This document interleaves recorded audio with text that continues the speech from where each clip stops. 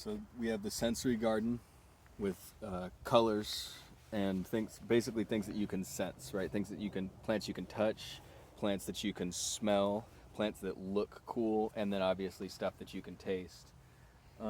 Needs to get weeded.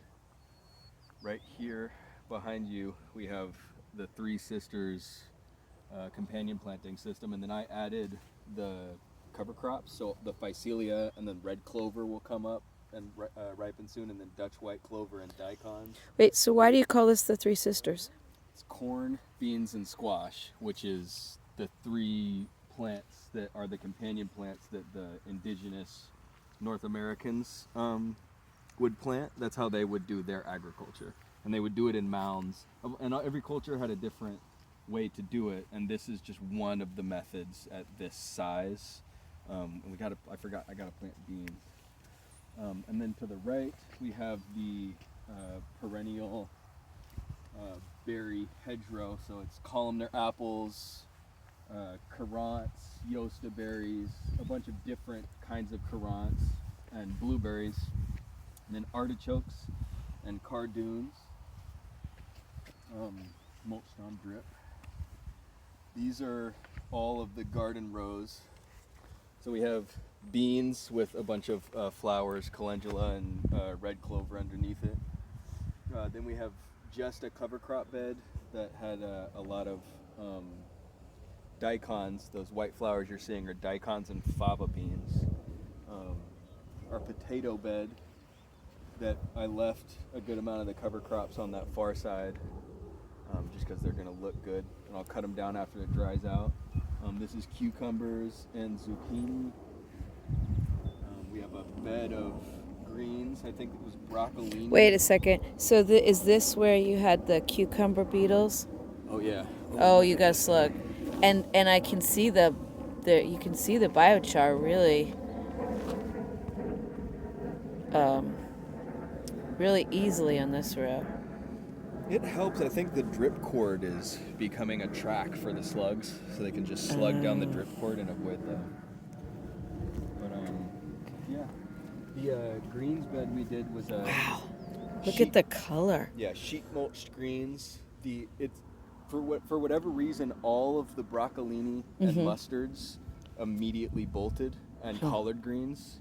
But the kale's doing fine. You can see the kale in this bed down at the far side, and this is my favorite thing. Or we have tomatoes with flowers, so calendula, red clover, and nasturtiums. So there'll be a bunch of flowers at the base, and then And what's the purpose of the flowers at the base? shade, right? Because we're growing in cannabis soil and like potting soil and compost, so it dries out really quickly. And so it'll shade the base, and then we'll have the drip line. And this is all nightshades, so it's peppers, tomatoes, eggplant on this line. Wait a second. I got to get some of this because it's so gorgeous. Look at this. Yeah, just a bunch of greens, rainbow chard, collard greens, mustard. I actually want to give this a try. I forget when I'm working out here that it's all food. I'm starving. I ate like one little meal today. Just trying to get it done. So yeah, we have a nightshade bed with a flower.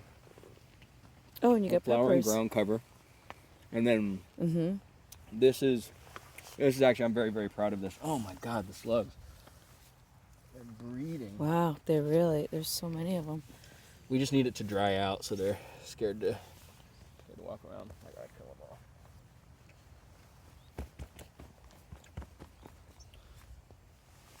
them all. The kale. Yeah. Oh my God, there's so many slugs.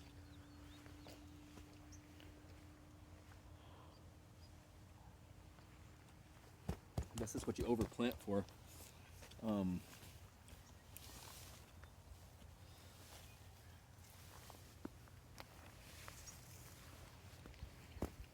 So the kale's in the center, and the lettuce is on the outer edge. You see we're getting full plant coverage, so it's shading the soil, keeping it wetter. And then we should be harvesting this kale, right? So pulling off the lower pulling off the lower branches. Now I think I should get on top of that here pretty quick. You know, with the stuff that you are ripping off, if you don't have a use for it, we can give that to some of the animals. Yeah.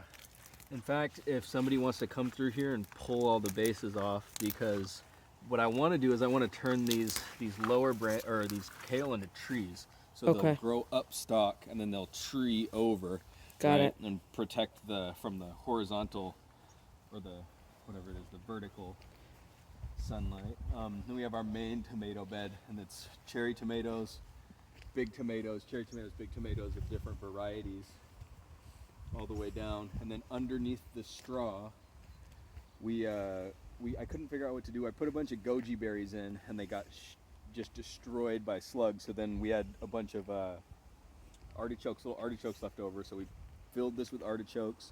Some of the goji survived, and then native stuff. There's a rhubarb at either end. So there's one rhubarb down there and one down there that survived. The far side, we have a big mound. It's under straw right now, but there's wood all along it. It's just a mound of compost that we're going to put watermelons in, and they're down there. This is the native garden. So this is this V that's mulched with the red mulch. Salal, evergreen huckleberry, serviceberry, Oregon grape, red flowering currant, some thimbleberries and some lupins here, and one elderberry. Actually, it's down in the shade here, so it's been shaded, kind of getting some protection. And this is all first foods, so it can be a part of the first foods curriculum for Sauvie Island Center once they're mature and have berries on them, which will take a while because native plants grow really slow. And then the last thing that we've got is the beginnings of our permaculture food forests. Today I planted the guilds, so a ring of comfrey, and then bulbs at the base, and then 6 different fruit trees: Desert King fig, Illinois mulberry, hidden rose apple, a late ripening persimmon, so it'll be on the trees for the kids in the winter, late winter, right? They can, you know what I mean? They can have something to eat and see fruit. A Brooks plum, I think a Bosque pear down there. I think we actually have to move over the edge. And that is the Sauvie Island Center garden. Man, this is amazing. Just to see it transform and come to life. It's going to be amazing to see how it changes over the course of a few months, too. Oh, man. Thanks, Sean.